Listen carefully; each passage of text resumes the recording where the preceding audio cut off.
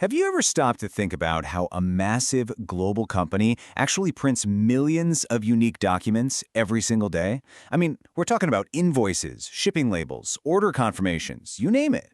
There's some pretty powerful technology working behind the scenes to make all that happen, and today we're going to pull back the curtain and see how it works. All right, so here's our game plan. We're going to start by comparing the old way of doing things to the new way, just to see how far we've come. Then we'll nail down exactly what SmartForms are. We'll pop the hood and look at their building blocks, see how you can add some style and graphics, and then, this is the fun part, we'll explore some really powerful practical uses. And finally, we'll look ahead to see what's next on the horizon. So, to really appreciate why SmartForms were such a game changer, you've got to understand what they replaced. It was a necessary evolution, for sure. This is the big question, right?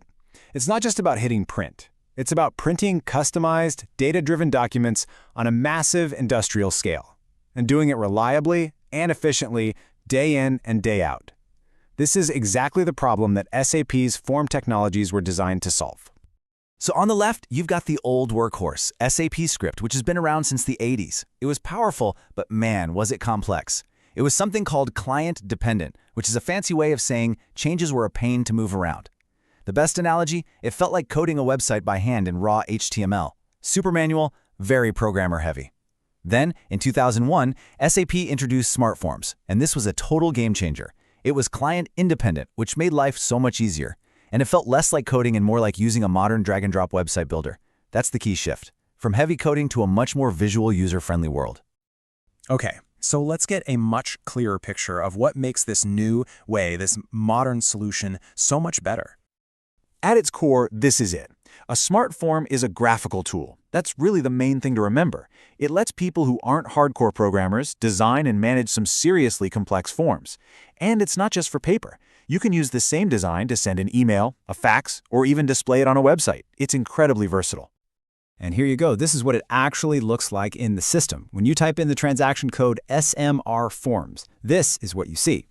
Think of it as mission control for all your forms. This is the gateway to that whole graphical builder we've been talking about.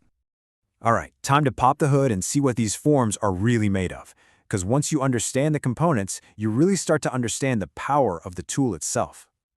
You know, every smart form is built on a really simple logical structure. Just imagine you're designing an invoice. You start with pages. Those are your blank canvases. Then on those pages, you draw out your windows. These are just containers for specific things, like a window for your company logo up top, another for the customer's address, and maybe one for the footer. There's also a special main window, which is super important for things like a long list of items that might spill over onto a second or third page. And then inside those windows, you put your nodes. That's the actual stuff: text, data, pictures, all of it. And what's really cool is how logical the whole creation process is. First, you just tell the form what kind of data it's going to get. That's called the form interface. Simple enough. Next, you get to do the fun part. You design the visual layout using all those pages and windows we just talked about. And finally, you add the smarts, the logic, like telling it to loop through a table of products or to only show a past due message if, well, the invoice is past due. Now, this next idea is one of the most powerful concepts in SmartForms. It's this strict separation between the form's structure and its visual design. Let's take a look at what that actually means. And this illustrates it perfectly. On the left, in the form builder, you're defining the structure. You're saying what information goes on the form and where it goes.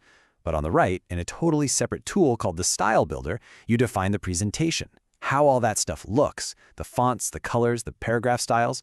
Why is this so cool? Well, it means you could change the entire look and feel of 100 different forms just by editing one single style file, without ever touching the forms themselves. It is incredibly efficient. So let's make this super practical. How do you add a company logo? It's literally a three-step process. First, you use a little tool called SE78 to upload your image file right onto the SAP server. Then, back in your SmartForm design, you create a graphic node right where you want that logo to be. And the final step? You just tell that node the name of the graphic you uploaded. That's it. Done. No complex coding, nothing. It just works.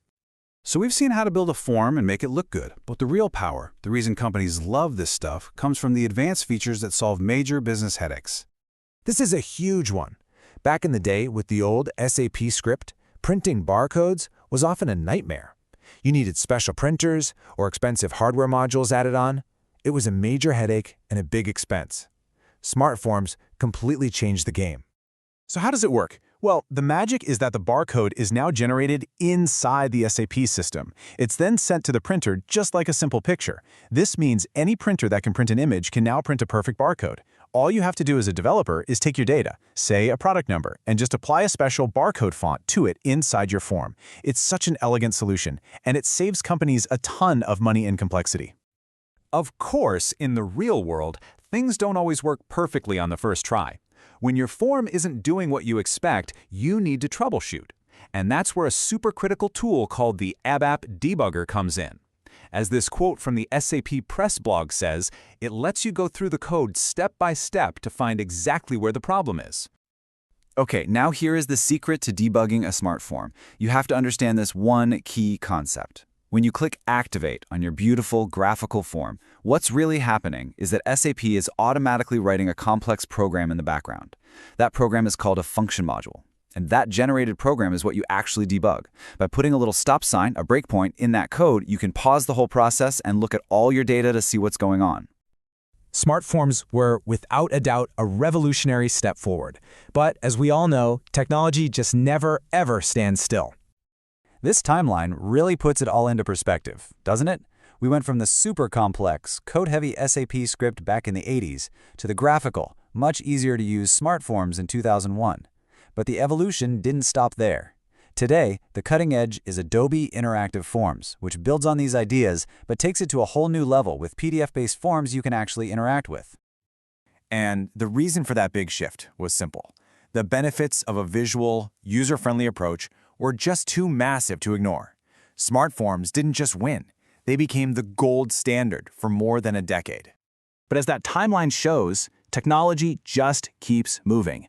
The very same principles that made SmartForms so successful, like being more visual and easier to use, ended up paving the way for the next big thing. And that's basically where we are in the SAP world today. While there is still thousands and thousands of SmartForms running critical business processes, the official successor for new projects is now the even more powerful and feature-rich Adobe platform.